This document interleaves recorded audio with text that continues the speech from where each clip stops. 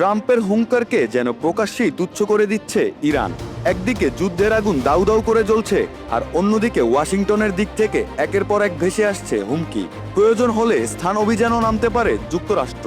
ওয়াশিংটনের যুদ্ধবাজ বার্তার জবাবে তেহরানের ভাষা আরও কঠিন ও আক্রমণাত্মক। ইরানের পররাষ্ট্রমন্ত্রী আব্বাস আরাকচি স্পষ্ট করে জানিয়েছেন, মার্কিন সেনারা যদি ইরানের মাটিতে পা রাখে তাহলে সেটি হবে তাদের জন্য বড় ধরনের বিপর্যয়। একই সুরে হুঁশিয়ারি দিয়েছেন ইরানের এলিট বাহিনী IRGC। তারা বলছে, যুদ্ধ চাপিয়ে দিলে তার মূল্য চুকাতে হবে যুক্তরাষ্ট্রকেই। পারস্য সমুদ্রে যুদ্ধজাহাজ আর কূটনীতির টেবিলে চাপ সৃষ্টি করে দুদিক থেকেই ইরানকে কোণঠাসা করার চেষ্টা করছে ওয়াশিংটন। কিন্তু তেহরানের প্রতিক্রিয়া বলছে, ভয় নয়, বরং সংঘাতের জন্য প্রস্তুতি এখন তাদের প্রধান বার্তা।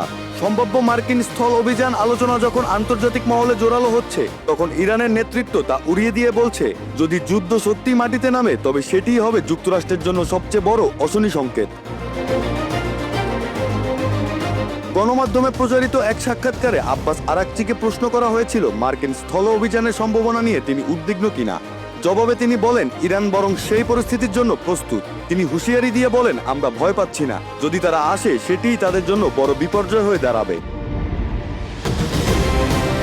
বিশ্লেষকরা বলছেন, আরাকচির বক্তব্যে পরিষ্কার, তেহরান এই সংঘাতকে কেবল সামরিক লড়াই হিসেবেই দেখছে না, বরং এটি তাদের সার্বভৌমত্ব রক্ষার প্রশ্ন।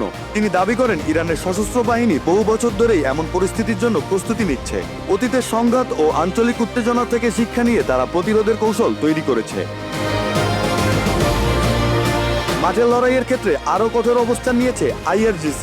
ইরানের এই এলিট সামরিক বাহিনী ইতোমধ্যেই অসংখ্য ক্ষেপণাস্ত্র ও ড্রোন হামলা চালিয়েছে বলে দাবি করেছে। তাদের বক্তব্য, এটি কেবল প্রতিশোধ নয়, বরং অগ্রাসনের বিরুদ্ধে প্রতিরোধ।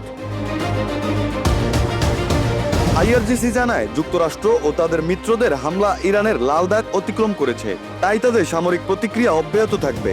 বিশেষ করে এ অঞ্চলে থাকা মার্কিন সামরিক ঘাঁটিগুলোকে সম্ভাব্য লক্ষ্য হিসেবে দেখা হচ্ছে বলে ইঙ্গিত দিয়েছে তারা।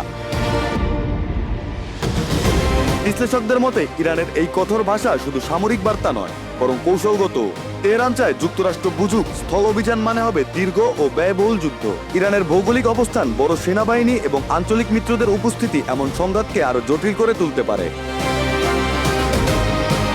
এই যুদ্ধ পুরো মধ্যপ্রাচ্যকে জড়িয়ে নিতে পারে নতুন এক বিস্ফোরক যুদ্ধের দিকে। তেহরানের বার্তা তাই স্পষ্ট, হুমকি দিয়ে ভয় দেখানো যাবে না।